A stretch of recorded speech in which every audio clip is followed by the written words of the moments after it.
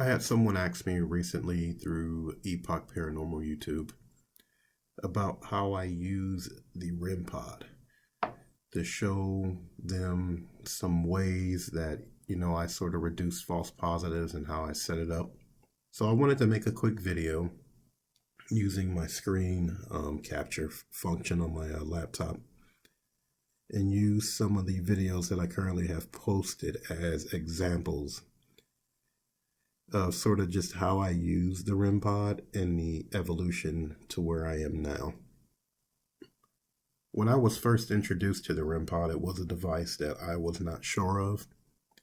There's a lot of paranormal devices out there that I just don't want anything to do with, from different applications to actual equipment. And my buddy, who is a Ohio Truth Seekers, he was adamant about the device. He really felt like it was a legitimate paranormal device. And after working with his equipment or his device for a few investigations, I was impressed and I was convinced. And so I bought one of my own and we started to use it.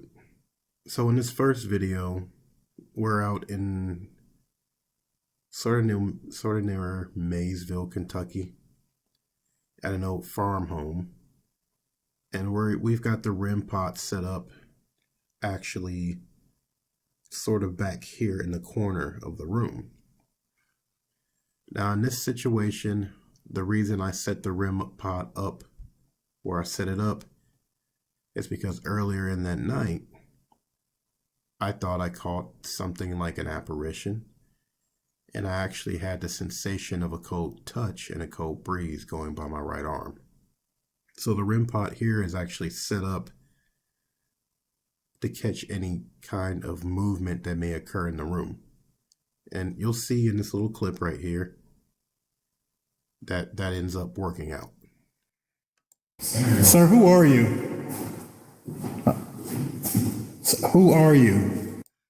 So real quick, to set this up, we're doing a Estes method. Again, I am not a big fan of that method either, but we were doing this to test it. I wanted to have firsthand experience with it, and with the Rempod setup, you'll see what the results are. You keep coming through, you've been consistent, and you've been sort of protective. Are you in charge of this home?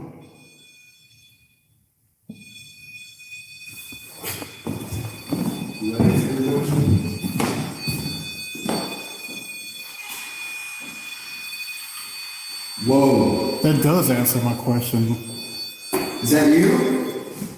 That was directed to the man. It just said green light. It said green light. This is a perfect situation for me. So where the Rempod is actually set up is where I was standing. I was about here, and I kept feeling a breeze or something touch me here. And in this situation, with this kind of setup, we do get some kind of a response.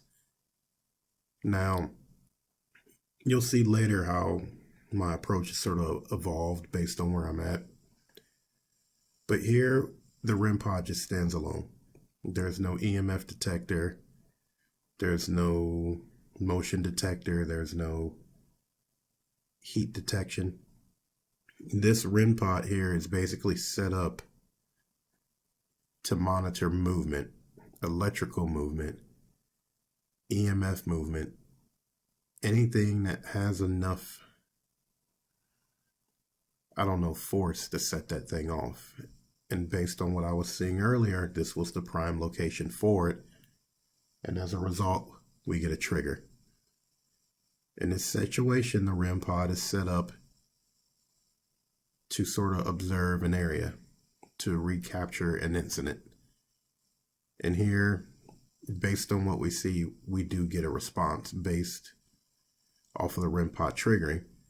In the other video, the lights represent proximity to the center of a sensor. And here I think we're getting blue. And so I consider this a positive hit. It wasn't something that continued to happen. If I see a continuation, of the REM pod going off and the sensors going off, I'm going to reset the REM pod sensitivity. If that continues to happen, I'm going to reset the battery. If that continues to happen, I'm going to replace the battery. If it continues to happen after that, I'm looking at some kind of a fault in the REM pod. But this situation, none of those things happened before. This was just a trigger of the REM pod in this situation. My next example is from West Virginia Penitentiary. We were in one of the cell blocks and we decided to set the REM pod up in between to see what kind of activity we would pick up. We sort of felt something there, and so we decided to run a radio sweep ITC device. At the time, I think we were using the PSP7 Spirit Box. And as we're getting in responses, we see that the REM pod starts to go off. Now, this is one of those situations where I told you I wasn't sure about the device, so we used it all the time.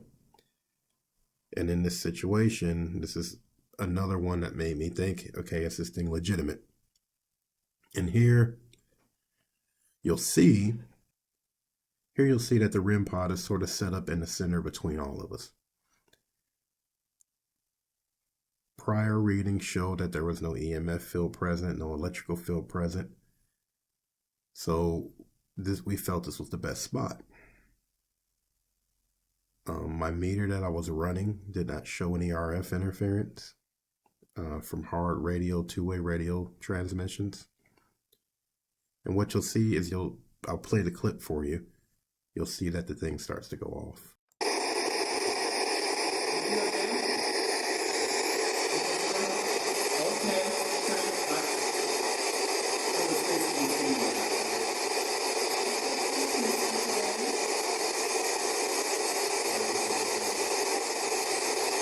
I heard you.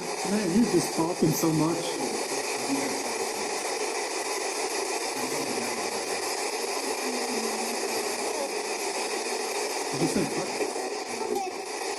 You're here now, aren't you?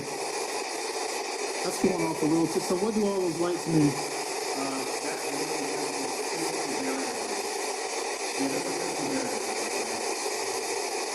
You making that thing go off?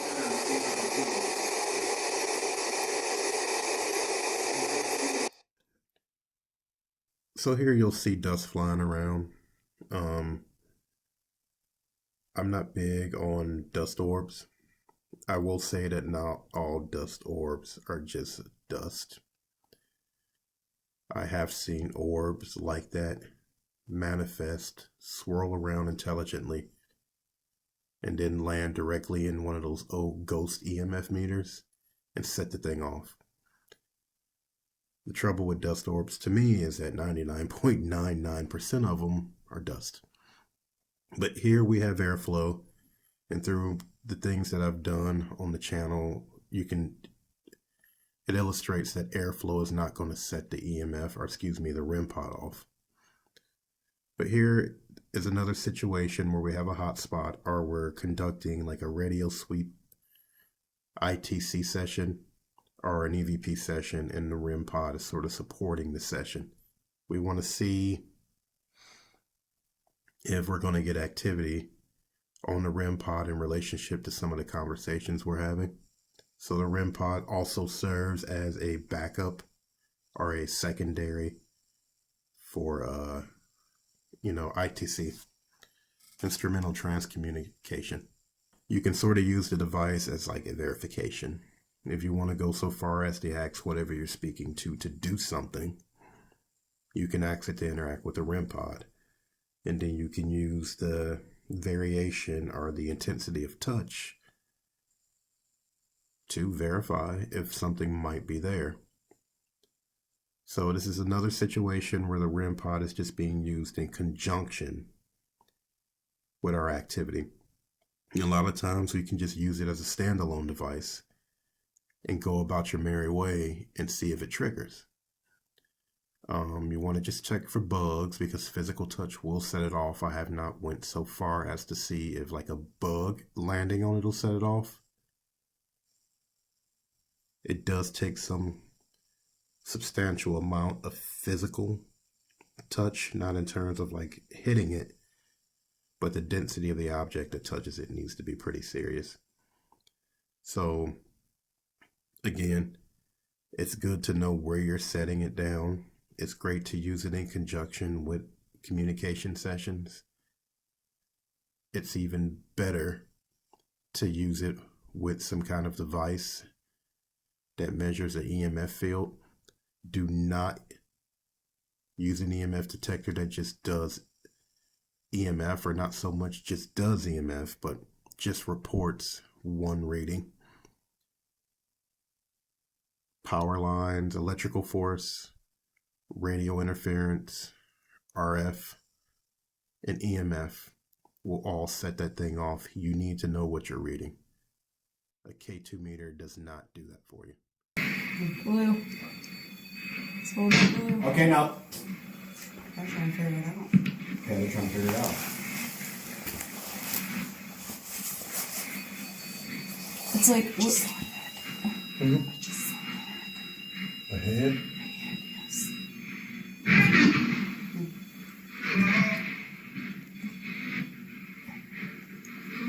Indiana State Sanatorium.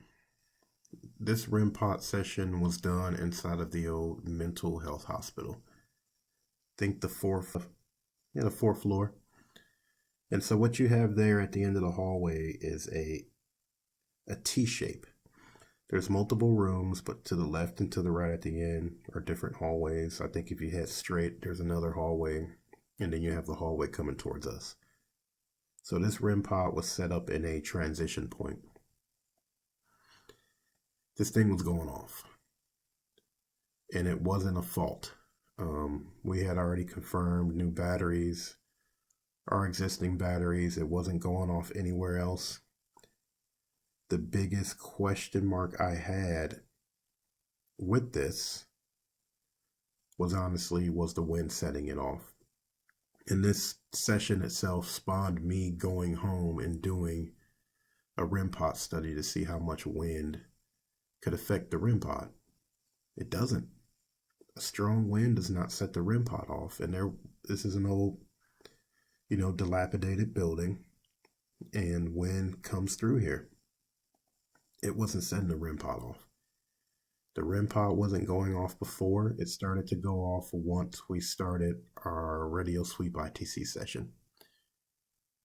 And at the time I was using a amplifier with a noise gate and a equalizer and a reverb pedal to try and clear out my static from my radio sweep ITC device, but this damn thing was going off. And we were getting in pretty intelligent conversation through the SB7. It's either SB7 or the S-Box I was using. And here you could see every light was going off. So again, I was questioning some things, but to get back to the point, the Rempod is once again being used to supplement and support an ITC session, to run with conversation that we're having in a haunted location. And we're getting responses. Now, in this situation, we put it down the hallway because we thought whatever we were interacting with was shy. It didn't want to come close to us. So we put it down there. Now, I'm not going to speculate about what it was that was interacting with it. The only thing that counts to me is that the thing was going off and it shouldn't have been going off. But you can take a listen to the radio sweep ITC conversations and the information that's coming through. This, to me, was an intriguing Rempod session. I'm not 100% sure that there was some outside interference, but in terms of what the study found, there was nothing there that should have had that thing going off like that. There was no outside RF interference, as I keep saying. The only thing present was everything we were working with. And based on the study, nothing should have been setting that thing off. And so I'll let you watch this for a second. The video is on my YouTube channel. There you go. Watching, guys, you're going to see something right now.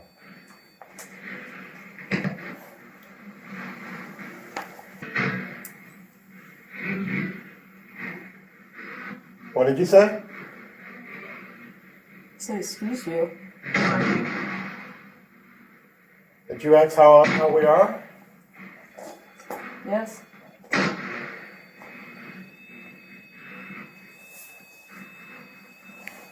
How many of you are here?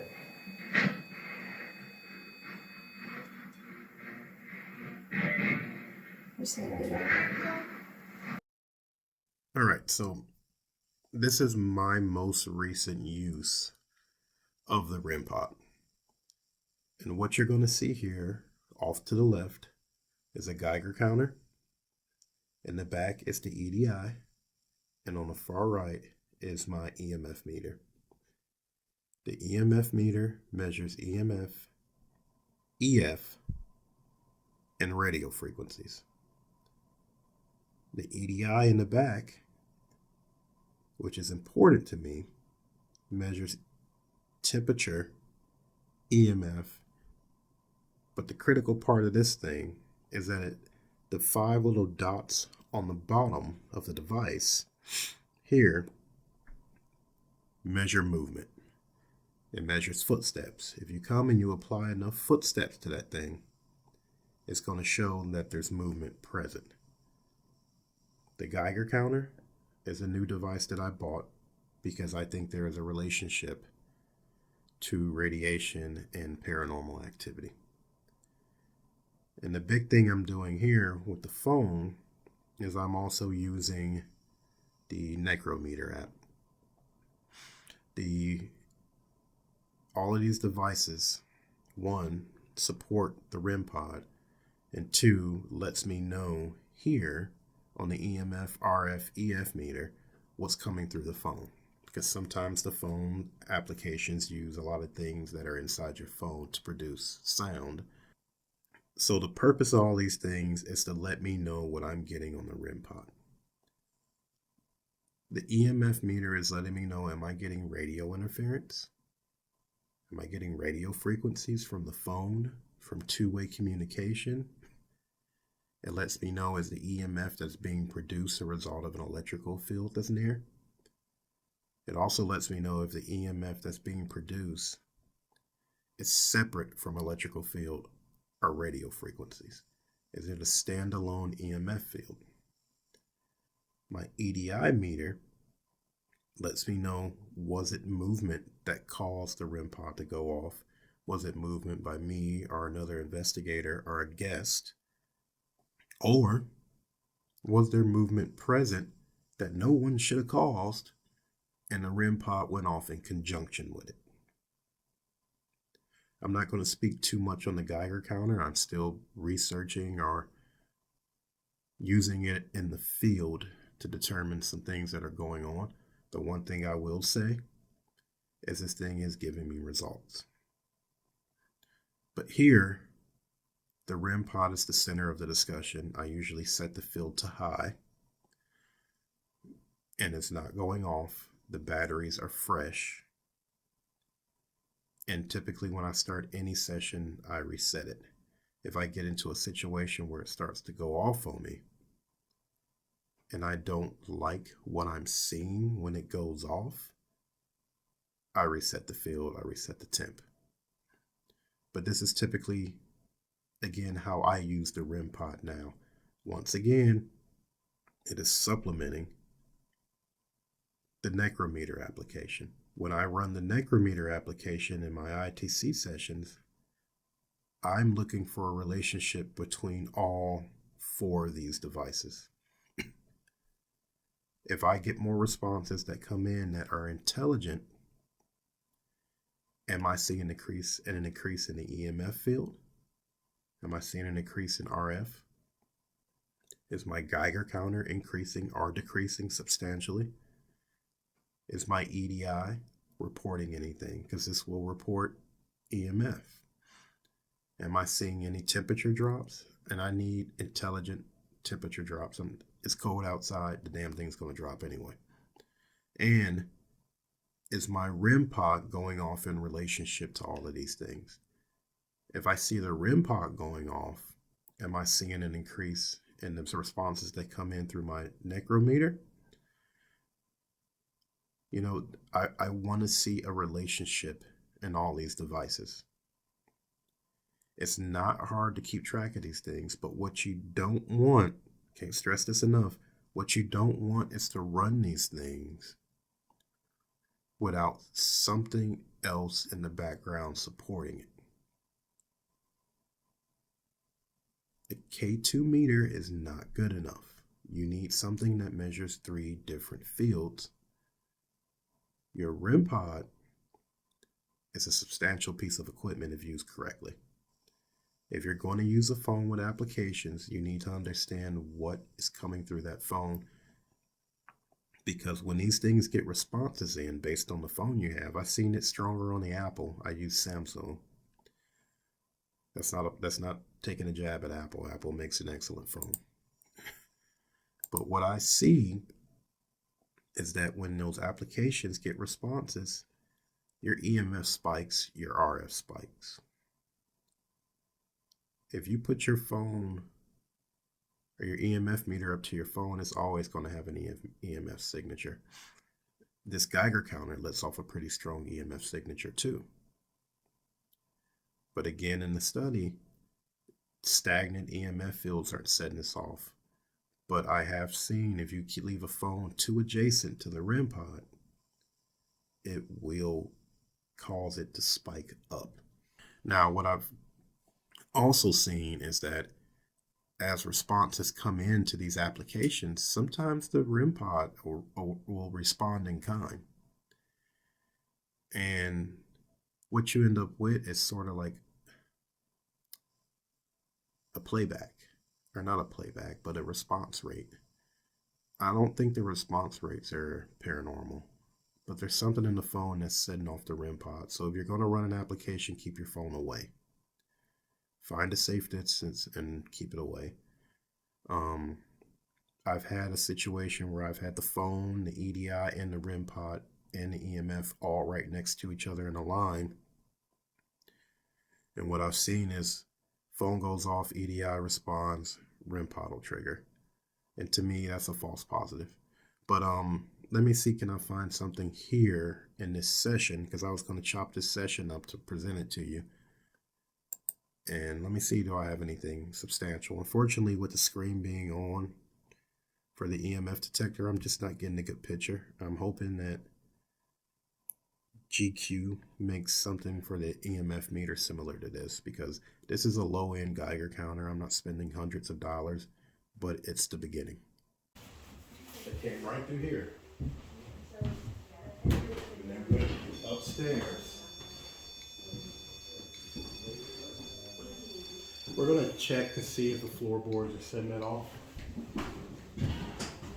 So I'm bouncing. I'm not getting anything from bouncing. So the floorboards aren't setting it off. Just for the record, I do believe we're making contact with something.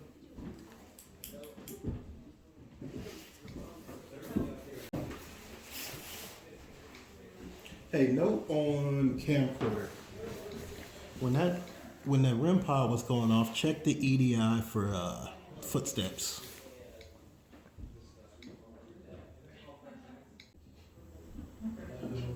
Who came here? Who was that who just came here? So that's just the gist of it. To summarize, use the Rempod in areas where you feel that there's traffic. Residual traffic, intelligent traffic. Now, when I say residual intelligent, I'm speaking about spirit interaction or the unseen. Use it in areas where if you have a psychic medium, they're telling you to put it and they sense it. If you go into a home, are an investigation and they have reports of manifestations where movement is present, use it there. Do a walk around of the home with your EMF meter. Find stray EMF spikes, use it there. Use the Rempod in conjunction with your ITC sessions. Any form of ITC session, use it there. Use it when you're gathering as a group and you're conducting ITC sessions. Make it a center point. If you want to tell something to sit there, join you, etc., use it there. The Rempod is a very good device for detecting unseen movement, but it is your responsibility. It is your responsibility as a paranormal investigator to monitor that movement with one of your meters. You have to know what is present to avoid false positives as best as possible. I am not perfect at it, but I make it a point to try to figure out what's going on. If you're using the Rempod, it is like your buddy. You want to know what movement's going on. You want to know if something's around. I don't know what they're doing with it. I hear it's just really a security device. They took security software and security hardware and they made it into the Rempod. But it picks things up. So use it. If you're going to set up a static cam in an area that you think is active, set the Rempod up. I'll be going to Randolph at the end of the month. I'm going to be having it set up in the hallway. If you have an EDI meter or something that senses movement, use it in relationship to the Rempod so you can detect that movement. If you have an EMF meter, use it with the Rempod so you have some kind of feedback from EMF, RF, or electrical forces. Use it. Use it with your radio sweep ITC devices. The Rempod, set it up, get your field where you want it to, and that's what you're going to use it for. So I hope this helped. If you want some more videos like this, or if anyone found this helpful, let me know. Thanks.